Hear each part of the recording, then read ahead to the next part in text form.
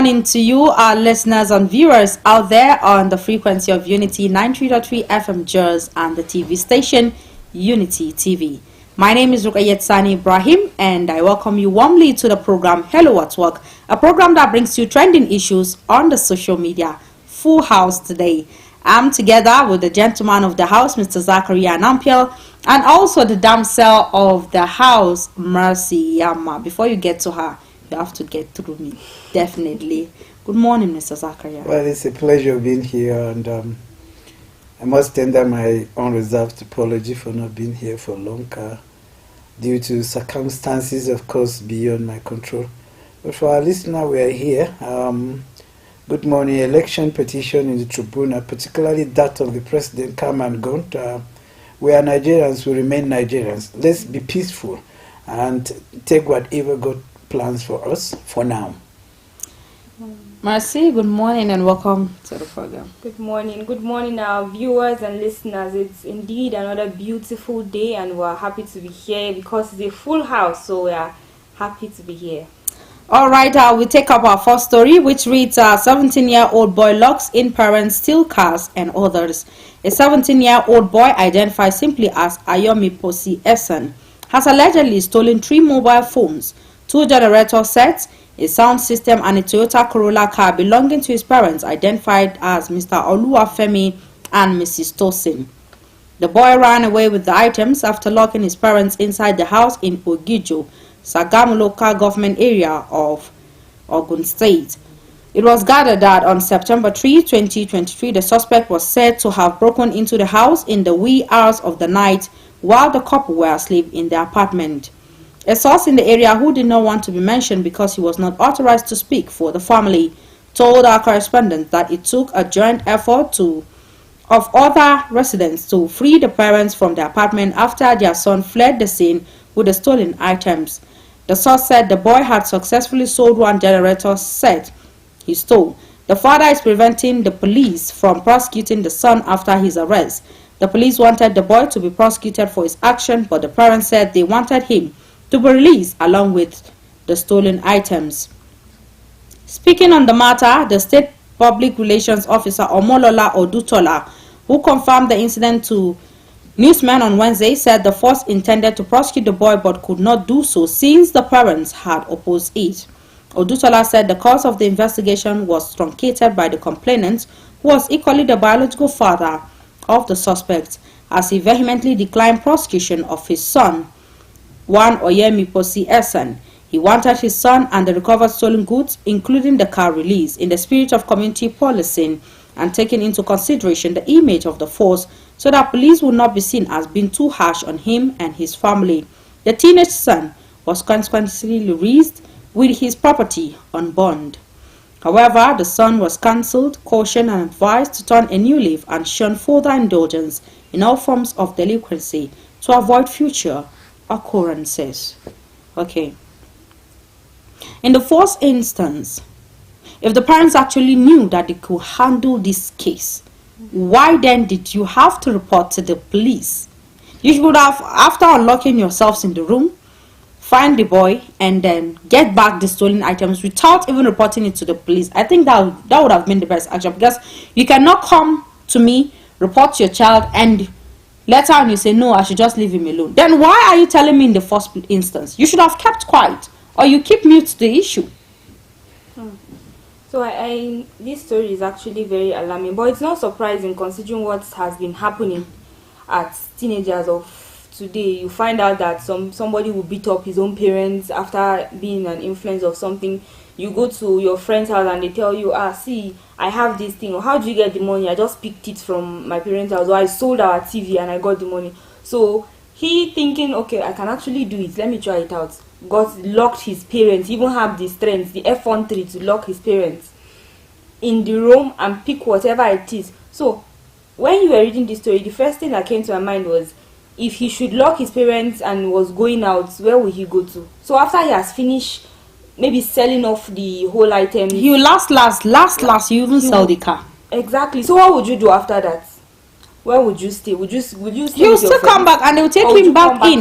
You can see that the case has not gotten far, and the parents are already sympathizing and empathizing with their own child. It's my son now. How will I do? Let's just keep the matters close. The image, which image? There is no issue of image.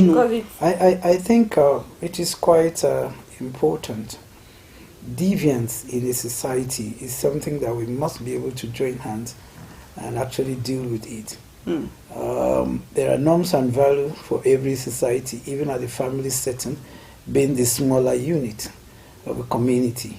And I think it is quite sacrosanct. Yes, for the fact that you give birth to a child and you complain, yes, the child was arrested, and of course, at that particular moment, yes, we know the child belongs to you. But for the fact that you complain to us, for the fact that you ask us to find your child, this is what he has done. I think for the police to release the child without being punishing him, if you ask me, that's a total blame on their part. You have no. I think for the police to release the child without, and after arresting the suspect, just because you are a biological father of that particular suspect, or that young man who is not up to 18, a teenage, that misbehave, and you don't want him to be punished, just in the name of he is your biological son. I think I blame the police, being an authority, a constitutional authority for that matter. I actually blame them because constitutionally they are saddled with the responsibility of making sure that civil cases as that are being taken care of. But if they release it based on the arrangement with the parent, based on the parent field that yes, since he has been found and some of the items with him are still intact, and therefore there is no need for him to be punished. I think that is completely absurd and totally unacceptable. That child that we're talking about, the father or the parent in question live within the confines of the community. But if you can go through, if you can understand the story very well, it took the community, the effort of the community to release, to make sure that the parents release, the parents that were actually locked by the young man. And I think, again, it is not about you as a father. It is not about you as a mother. But I think it's about the community. You can imagine if the parents are actually not there. You can imagine what would turn out to be. The community rather are not there to save them from that embarrassment, or to take the effort of the community to actually remove them, or making sure that after locking them, they unlock the place for the parents to come out. If without the community, what would have become of them? So these are issues, and these are indicators that the policeman have taken it into consideration and released the young man. If that young man in question was released, I bet you, without being punished, to him is a norm, to him is a way out, and others will do the same. And I think whoever in charge of that police station should be able to do something. It is not about my child, but it is about a community. The child in question might turn out to be a nuisance to a community, not just a nuisance, but a threat to the existence of that community, and by extension, Nigeria at large. So I disagree with them totally for releasing that young man, and I think something needs to be done about that. And speaking of embarrassment, you said earlier that the child is an embarrassment, even as I think it's even a worst embarrassment that the community already know about this behavior, and they even dare to release. You can imagine the look on the parents' face, having locked up by your own child, and you are being saved by a community. I mean, that's enough embarrassment. Very complicating. And also, what Mrs. Axe actually forgot to add to his own comment or regarding to this particular story is by mere looking at this case entirely, you can see that maybe his parents are a bit buoyant. Because a papa cannot just come up and tell and say you call me to arrest your child. After arresting him, you now ask me that you know. And again, apart from that one, thank you for bringing that up. Apart from, I think there is more to that story, coming from the issue of parent asking the police to release the child in question. And there is more to it than what we're thinking, because they've not told us the story. Because I want to tell you, a lot of things has happened, and a lot of water has passed through whatever. Again, unless and until the right thing is done by those who are in authority, the statutory body that are in authority to do the right thing, we will continue to have this kind of problem. If I am the one, I bet you I cannot release that child. Even if I'm going to release him, he will learn his lesson. Exactly. Definitely. He's already a threat to the whole community. And also, this, for him to have the effrontery to lock his parents in a room, it means that that's He can do that to anybody. That's not the first time he's doing something like that, or that's not the first time he's been a pain to the parents. Because you will not just wake up one day and have the mind. You must have started small. And they've watched it. It's possible, and they have been ignoring it. That boy is gradually becoming a gang. He is having a group of gangsters already at that particular age. Most things that happen is based on peer group influence. A lot of things are happening. He's not doing that alone. He's not alone. Because I don't know how you would. What do you want to use a car for and other things you think? Generator. What do you want to use it for? It's to lavish the money with your friends. I have a friend of mine who her boyfriend called her and I need 10,000. It's urgent. She actually didn't know that the young man is into drugs. And the moment, whatever they have at hand, even if they have a fund of 100 or 200,000, for the fact that they don't have money for their drugs at that particular point in time, they will sell that thing at the rate of 10,000, 5,000, and get that drugs. Once, if you are addicted. So these are issues. That boy is not alone. He's not operating alone. There are people, and there are mature people behind the scene. Even going by what we see now on social media has wrapped reality look so. Reality is no longer real, because what you see is this person, he just wakes up and there's food on the table, and the person is driving your dream car, the person is holding your dream phone, the person is wearing, is living the life you dream to live. Not asking how did that person get it, what's the source. It could just be that it's just fake. But we've made social media more like a model to us. We want to do what we see on social media. We want to copy what we see on social media. And do you know the reason is actually not far-fetched. We live a competitive life. And I'm sure that during your keep time, saying it here, that you shouldn't compete with anybody. You shouldn't. For you to have what you have today, I'm not in the know Mrs. of what Hawks, you've gone even through. if people are born, if you are born twin, definitely you mustn't say that whatever the other person has, you have it on you. No. Exactly. The Creator doesn't do things that way. He blesses those he wish. And you struggle your own time will also come. It's not like he has forgotten about you. No. And if I'm earning 10,000 naira now, and I saw maybe something of 100,000 naira, definitely I can afford it in 10 months. But I will just have to save 5,000 naira for the next 20 months. Mercy, I can still achieve it. But if I'm patient enough, exactly, you don't need to steal from people. You don't need to do something that is against the ethics, the behaviors, the upkeep, the upbringing your parents actually brought you up with. You don't have to do things against that to actually achieve your selfish, because I can call this selfish, your selfish goals. Is very, very wrong, honestly speaking. And I'm very sure that during your time, as it was then, a little boy like that would maybe have just 15 naira and the person is contented. Mercy, ever since I was in school, my parents, like primary school, my parents have never even given me one naira. 1 naira. Because with a kobo, you can actually eat and you begin to even buy things for your friends inside that money. I remember when I was taken to Form 1 and I was being pampered from 2.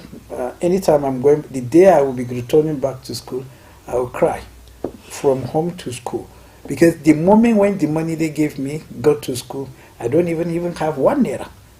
A kobo is not with me. So what I normally do is that if we are receiving on Sunday, I will go that Sunday, put my luggages in one of the staff quarters, staff place, and I'll go and look for go. After a week before students will start resuming, I will resume. I will make sure I get canvas tracksuit for myself. Make sure I'm a bit buoyant and live a better life for myself. So I had to go that way to meet some of my demands. All right, in the course of our conversation, the number for you to send in your text messages is 091-3775-7459, 091-3775-7459. Now, I'll go straight to the second story that reads, Tribunal dismisses PDP's allegations of forgery conviction against Tinubu. Now, the Presidential Election Petition Tribunal has dismissed the allegation of forgery and conviction leveled against President Bola Ahmed Tinubu by the People's Democratic Party (PDP) and its 2023 presidential candidate Alhaji Atiku Abubakar. Now, the court, while ruling on motion by the respondent, held that though the petitioners claimed that Tinubu did not meet the constitutional requirement to have vied in the election, they did not spell out what the requirement was. A member of the five-man panel, Moses Ugo, also struck out some paragraphs in which the petitioners accused Kogi State Governor and one Friday Adejo, said to be a local government chairman in Kogi State, of electoral irregularities, but failed to join them as parties in the petition. Yesterday, the country was a bit tense because since morning, a lot of people have been waiting to actually hear and listen to the verdict that the court will actually give out. And I keep telling people that we are Nigerians and we know how things work here in Nigeria. And on social media, like yesterday, that was on X, the app X, formerly known as Twitter. A lot of people are saying that if you want to vie into any political party or indulge yourself in elections in Nigeria, do whatever you can for you to win, because after you win, no one can take you down. I don't know how true that is, but you as our callers, you can send us your text message and you can also call us and comment. Mrs. Ax, what's your opinion on this? First and foremost, when you see that pendulum, the symbol of the judiciary or the symbol of the justice itself, a female holding that particular symbol, and the pendulum is held at the center of it, and of course with the black clothes, tie the face of that particular lady. That's to tell you that first and foremost, as far as judiciary is concerned, they don't want to know your color, they don't want to know who are you, they don't want to know whether you are related or not. That's the essence of tying that particular lady first, so that justice is what they want. Nigerians must be able to live with the reality. What do I mean here?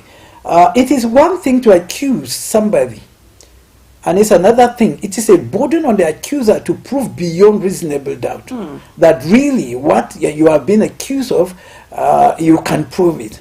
Lawyers are not magicians. The juries are not magicians. Learned colleagues, as they call themselves, they are not magicians. And therefore, you cannot just accuse somebody and the burden of the proof is within the confines of the accuser or the petitioner, yet you cannot prove that. That is one thing. I tell people, yes, for judiciary, there is more to ruling than what we see. Well, for a commoner or any other person who is not a lawyer, of which unfortunately I'm not one, but I think experience so far has taught us a lot of lessons. When just like the presidential elections petition tribunal that was concluded yesterday, I tell you, it is not enough to say Mr. B, Mr. C want the election, or there should be a rerun of the election, or there should be a total cancellation of that election. First and foremost, there are technicalities, if you ask me. It is not enough to put Nigeria into jeopardy. It is not enough to set Nigeria into crisis. Just in the name of somebody says he wants election. So technically, judiciary takes into consideration some of these things and try to make sure that Nigerians live in peace. For now, I tell you, unless and until our constitution is amended, because it is one thing for you to present facts and figures before a competent court of law, before a competent court of juries, just like yesterday. And it is another thing for you to prove, and you always listen to them, that your evidence are not substantial enough. So that's to tell you they are at liberty, whether or not to say your evidence are enough to quash or otherwise. That is why they are referred to as a hope of a common man. I know many Nigerians were actually disappointed yesterday, but I think we need to live with this for now, and we better put it behind us and begins to move forward. As far as I'm concerned, it has happened. And there's nothing anybody can do about it. It has happened. But those Nigerians actually who are a bit disappointed, I think maybe they have left Nigeria for a while. But the Nigeria we know, definitely it's work as it is. It is as it is, and there's no change about it. Even if the constitution is being amended, Mr. Zakaria, I bet you to always work in their own favor, not the favor of the common masses. After the election, I think we had a program after the election, and I remember us saying that Nigerians should take whatever it is that come. We said that before the election, and after the election we said that Nigerians should accept this, and it was quite peaceful, which we applauded Nigerians for. But we also added that Nigerians should take it and support the present government regardless of if it's your candidate or not. I remember I was saying it. And then coming towards the whole petition and everything that has been going on, Nigerians have been hopeful, and we still said on this same program that we should leave it for the lawyers to be able to prove the case, whether it's otherwise or the way it is. So I think that Nigerians should learn to, in as much as the system is not working to our favor, but we should learn to give it a try and then see how it works. If it happens in your favor, fine. If it doesn't, stay calm, because we always enjoy that we live in peace, because peace is priceless. Yes. The number for you to send in your text while we go for the break is 09137757459, 09137757459. All right, we'll go on a short musical and commercial break with the men on console. Stay with us. We'll be right back.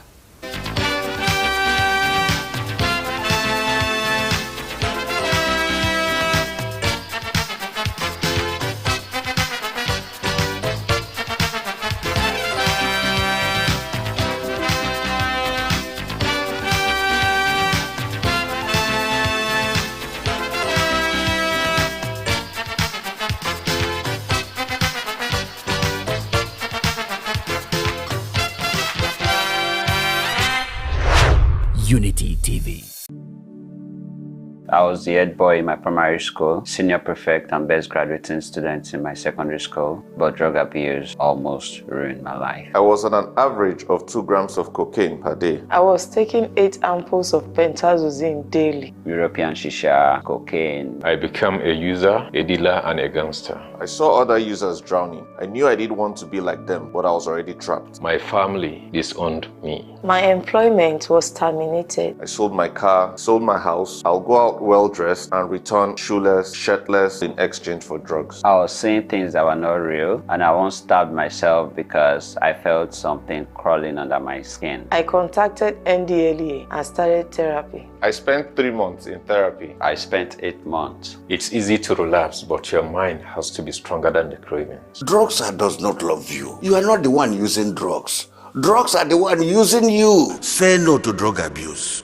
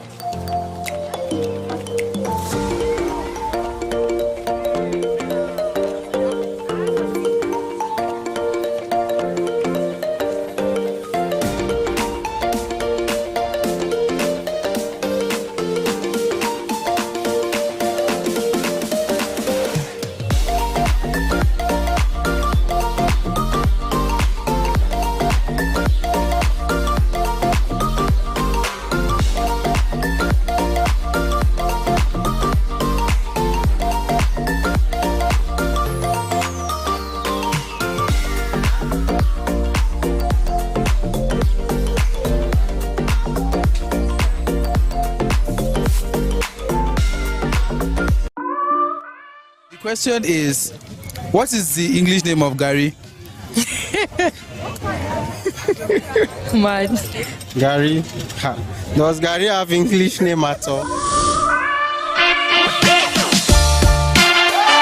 Hello viewer, welcome to Voices from the Streets on Unity TV Jos. My name is Himma Dai Mata, aka Lead to the V to the ING, aka Boom Stone Boy, and today I am at Faringada Market, your number one store for food items on the plateau. Today I'll be asking a very simple question like always. I'll be asking the question, what is the English name of Gary? Do you know? Well, I'll be surprised if anybody gets it anyway, but let's get to listen from the Voices from the Streets. Hello, good afternoon. Good afternoon. Yeah, please, what's your name? My name is Deborah Inana. Okay, Debbie, the question is, what is the English name of Gary?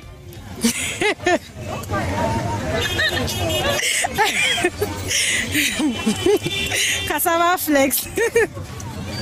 Are you sure that's the English name of Gary? Oh no, but I think so. Okay, thank you very much. Good afternoon. Good afternoon, sir. Please, what's your name? My name is Paul. Okay, Paul, what's the English name of Gary? Some people call it cassava flakes now. Then some people call it Nigerians, we call it Gary. Gary na Gary. Are you sure that's the English name? I said cassava flakes. Are you sure that's the English name? That's what I asked. I'm not sure. All right, thank you very much. Good afternoon, sir. Good afternoon. Yeah, please, what's your name? Oluwaseun. Okay, Sheun. Yeah. Please, what is the English name of Gary? Gary. Does Gary have English name at all? It does actually. It does. Yes. Is it cassava? What, sir? I think maybe you might have heard it before. I heard something like that, but I can't really remember. Thank you very much, sir. Good afternoon. Good afternoon. Please, what's your name? Pamela. What is the English name for Gary? Gary is grounded cassava. Grounded cassava? Yes. Okay, thank you very much. Hello, good afternoon. Good afternoon. Please, what's your name? Wayne Kabala. Okay, Wang. What is the English name of Gary? Mad. Cassava flakes. Cassava flakes. Are you sure? Yes, I'm very, very sure. Okay, thank you very much. Good afternoon, ma'am. Good afternoon. Please, what's your name, ma'am? My name? Mommy Favor. Okay, Mommy Favor. Please, what is the English name of Gary? It's Gary now. Did you have any other name? No name, Gary. Okay. Thank you very much. Thank you too. Okay, Miss Nankasa. Sunana Sani Broda. Sani Broda. Sani Broda Faringada Onions. Okay, Sani Broda Faringada always. Onions. Onions. Okay. Okay, sir. Fina onions. Okay.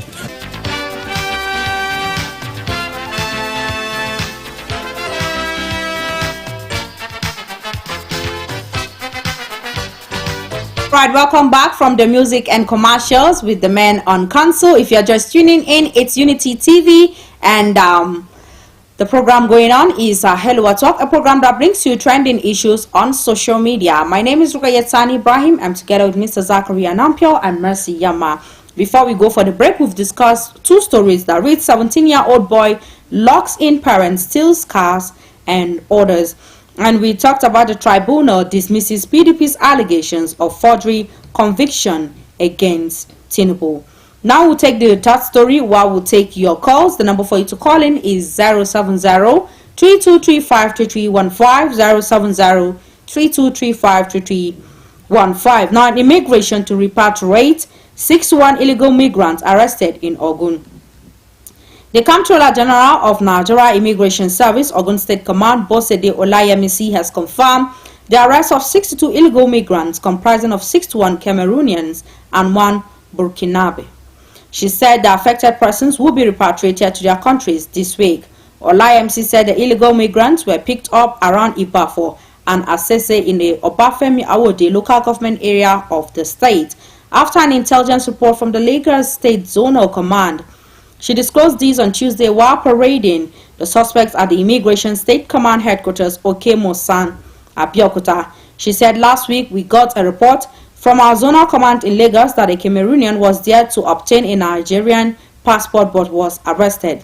He claimed to be living at Ibafo. He later confessed that there were many of them living between Ibafo and Sagamu, so we sent our men. They discovered the lounge where they were staying and arrested 33 of them at Ibafo. 2 days later, we got wind that some of them kept mentioning one Therese. Okay, that some of them usually meet at Asese, the Mowe area, and brought another 28 Cameroonians and one Burkina. They kept mentioning one Therese, a Cameroonian, and Peter, a Nigerian, who is at the center of this illicit act. They have denied 2 Nigerians to help with the investigations. We are already making preparations to return them to their countries. They are illegal migrants and they have to go back to their countries because they entered the country illegally. There is no doubt constituting security risks, forming an entity within our country. Olayemsi said the illegal migrants from Cameroon had that they were invited into the country with a promise of getting jobs. She said the jobs later turned out to be a networking business in which they paid as much as 600,000 naira to register and buy products, after which they will be inviting others, particularly from their country, to join the business to build a chain of people to get more money. She said this is a case of smuggling of migrants. They claim they have come around to do this networking business that they could easily do in this country. When I saw this particular story, I felt down. It's a disgrace to Nigeria. Look at what African countries that gained independence far, far, far beyond us have improved than this. Immigrants will be trooping out from another country into Nigeria, but look at Niger. You cannot step your foot in Niger without informing them. Illegally, no way. And we are the ones even giving Niger electricity. A lot of Nigerians are here already. They have jobs. They have actually built houses here in Nigeria.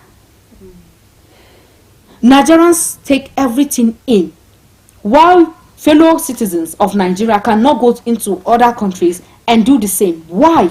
Nigeria is a bandwagon nation. Take it or leave it. If you ask the immigration to tell you the route, I mean boundary routes that people use in coming into the Nigeria within the confines of neighboring countries that we have, I tell you, if you ask me, it's more than 500 routes as we speak. This is a country that we are over 50 years of independent. I wonder why. Is it that the problem of leadership? I can't just imagine, because over 50 years of independent, I believe we shouldn't be here now. But we're here because I don't see the problem of leadership has been the problem. Been the problem in the sense that each time election is around and we're asked to vote based on what we see and the capability.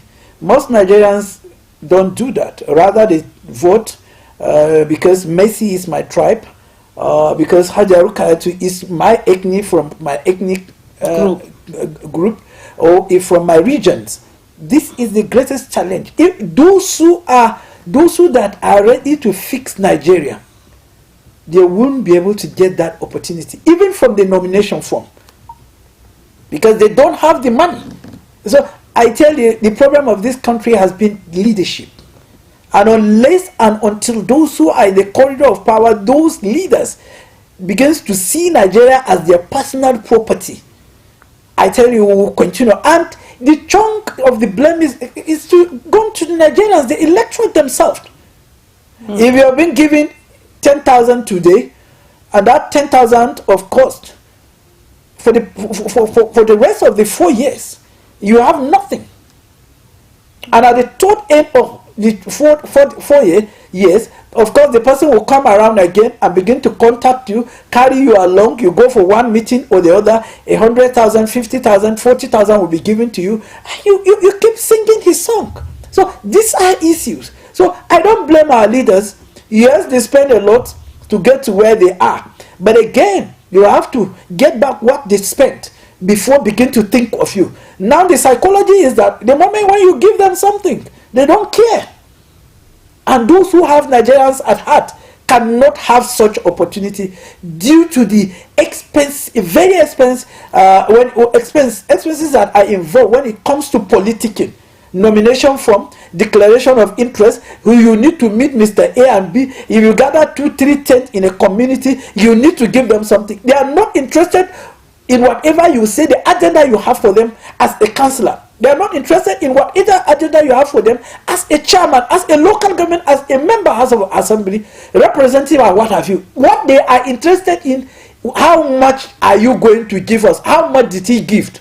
And these are issues. Unless and until as Nigerians, as voters, we begin to do that which is expected of us, I tell you, we will continue to be in this till the kingdom come. You know, Nigeria is a country that we ourselves, we don't like ourselves, and we don't value ourselves, and we don't appreciate ourselves. You go to a bank, and then there is a white man in front of you. Or let me just say there's a white man behind you, and then he just comes to the bank and he goes straight to the counter, and nobody is saying anything. Yeah. Everybody is just looking at him. He's a white man. He's a white man. But go to US, go to UK, and try that. You can't even try in that. that sense, you are inferior. You go to places where there is checkpoints and all that. Okay.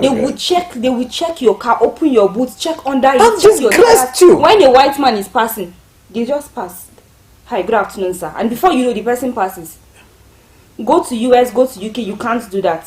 Because the white man is clean, while you are black and you are dirty. Excuse me. I mean, that's a fact. There's no reason beyond that. Nigerians are so funny. In a white is clean. We all know that. Black is dirty. A lot of us, we go to outside the country. You look for whatever means it is, even if it's by ship, by car, whatever it is. You just want to go abroad, and then you go abroad and you are treated like trash. Trash service is even an understatement. And you know one thing? And some of them because their trash is looking clean. Some of them, they are valued in their house, but they will not stay in that house.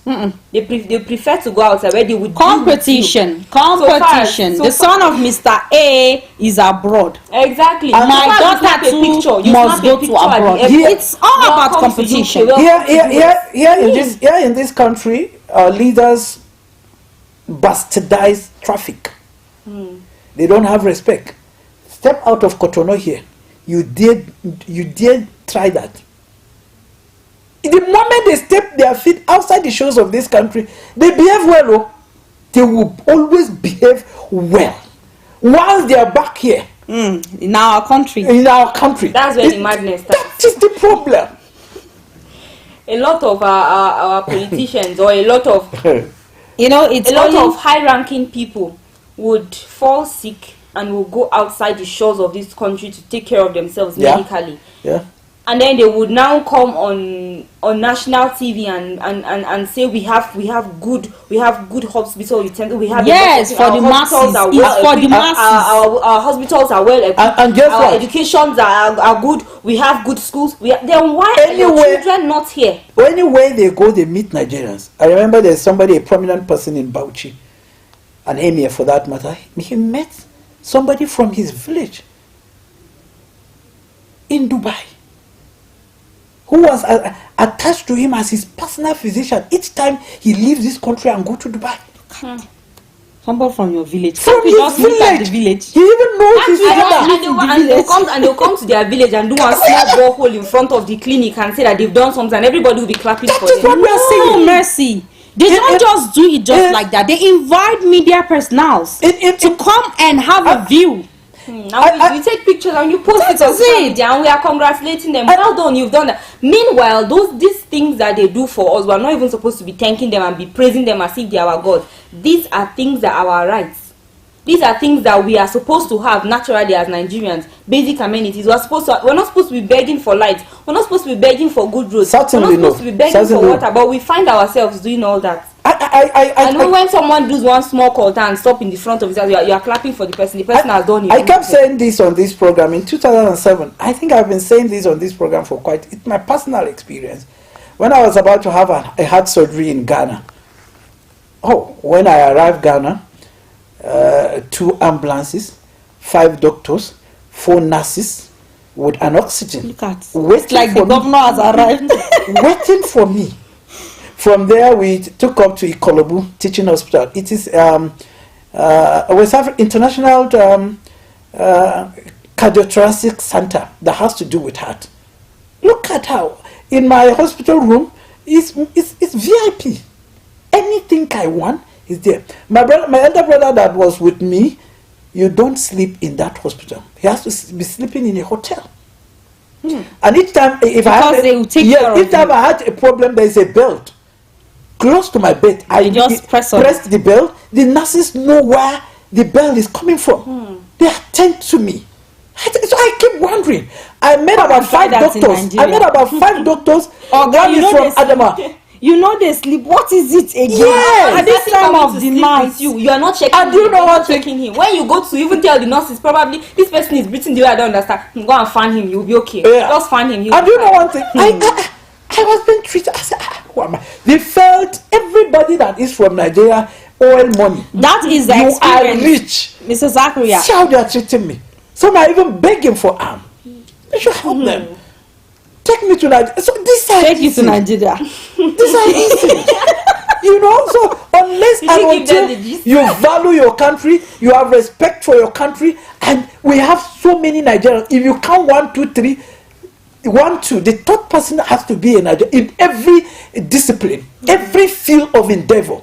All right, the number for you to call us is 070-3235-3315, 070-3235-3315. You can also send your text message on the number 09137757459, 09137757459. And when you call, please try as much as possible to be audible. Oya money, Mr. Zakaria, bring us to Nigeria. Oya now. So this is Nigeria that we are in. Of course. Even if you tell them you don't have the money, it seems not to believe you. Even looking at the story we just looked at, I mean, these people that are even helping them to smuggle are Nigerians. And then you can't go to Cameroon and do that. Before you step in, you will have to show your visa and all that, processes and all that. But not leaving out the what do they call these immigrants that were able to bring these people to book. We really appreciate their efforts for that. I mean, this is quite commendable, because you go to the street and see a lot of people that are not Nigerians and are not legally supposed to be here. Before you know, they've built a house. And before you know, people will go to the house and start greeting them with "Good afternoon, sir." What? They employ? They give you $2. They give you $5. You're already saying sir. They give you $10. You're already saying sir. There was actually one of them in Chidunweda, and he used young girls. He's no longer there. I think immigration officers have do away with him. Do away with him. I mean, by asking him actually to deport him back to his country. So issues like that are happening in this country. If you dare try that nonsense, raping a young girl outside the shores of this country, you will be castrated. Here in Nigeria, and so many lawyers will stand in for the person because probably because of the white color, and probably because he has something to offer. We've been talking about in this program that if you steal or if you misbehave for as long as you have money, even about the story of that young man, yes, one can easily presume that the parent have money. Otherwise, no policeman will listen to you. That's why I say a lot of things has happened. The story to us is incomplete, because you can't just, when you are saddled with a responsibility, you cannot just let go of a child that way.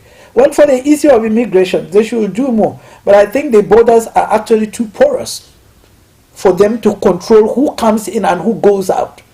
I tell you, as far as we are concerned, those borders cannot be manned for now. And you know, that reminds me of a story we took here one time about a lady in Kano who was murdered by, I think, her lover. Yeah. And they took the person to court, and what he's saying is that he don't know how to speak English. He doesn't know how to speak. So you can imagine, how do they communicate? And now the case is silent. Very, very silent. All right, we have this text message. We have this comment on our Facebook page at Unity Radio FM TV. It reads, wishing you all the best for enlightening and educating us.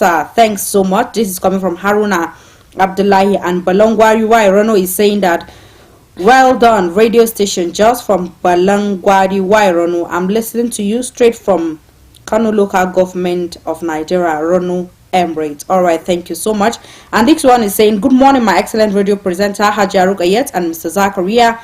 With mercy, thanks for the good work. Gaskia, you are really trying very hard. Yeah, really, everyone who comes to see how you people are working at Unity FM will say, okay, he makes the English reader. He say, Gaskia, say, yeah, Sarah, God bless you all and your families. God bless Nigeria. Have a wonderful day from Murtala Yahayame Igia and Shanu. Thank you so much, Murtala Yahayame Igia and Shanu. He's also an ardent listener of the program. Okay, as I was saying, that case is now totally silent. We're not hearing anything. We don't know what is happening. We don't know if this person has been prosecuted, if necessary actions have been taken to curb this person. All we know is that they were in court and then he said he doesn't know how to speak English, and we wonder what language he used in communicating with his lover. And like you said, nobody's even talking about the issue any longer. Nobody's talking about Nobody's saying anything. And we said it on this particular program that what language did he actually use in communicating with the late girlfriend? That reminds me, there are two people, friends of mine that I know. They committed a crime and the council was actually finding a way of bailing them. So after where a day has been fixed that they should come to the court, and the council went to them and said, look, if you come out, you need to shift as if you're going to die. That will give a background, and that will tells a lot to the presiding judge, and probably he might have mercy and ask you to a bail should be given. A bail should be actually given. So when two of them came out, they were like shivering. And the judge said the other one is actually not shivering. The other one is okay. And that friend, the other friend of mine, begins to shift more than the first one. And at the end of the day, they were being given bail. So this country is full of a lot of drama. A lot of drama, and like I always say that if this country is to produce a seasoned film, actually would have been in episode 30 by now. Seriously, because every week you have a particular thing that will come up, and it will keep entertaining people on social media. I'm very sure there's no boring day in Nigeria. There is, except if you don't have data. But if you have, just kindly lie down. Open your phone and you laugh your sorrows out. Definitely. All right, this is where we have one last. Let's take a call. All right, we missed the caller. This is where we draw the curtain of the program. Hello at work. I remain Rukayet Ibrahim, and I say you keep a date with us, same time, same station. I'm together with Mr. Zachary and Ampio. Mercy, Yama. Thank you so much. Pleasure being here. Thank you, Mercy. Keep listening to the voice of reason and keep watching Unity TV. Bye-bye.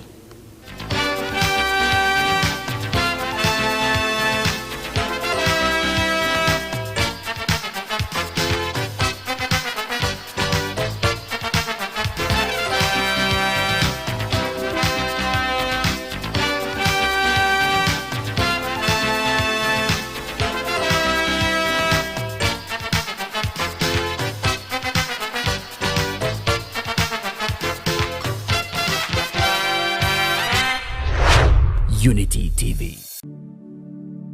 I was the head boy in my primary school, senior prefect and best graduating student in my secondary school, but drug abuse almost ruined my life. I was on an average of 2 grams of cocaine per day. I was taking 8 ampoules of pentazosine daily. European shisha,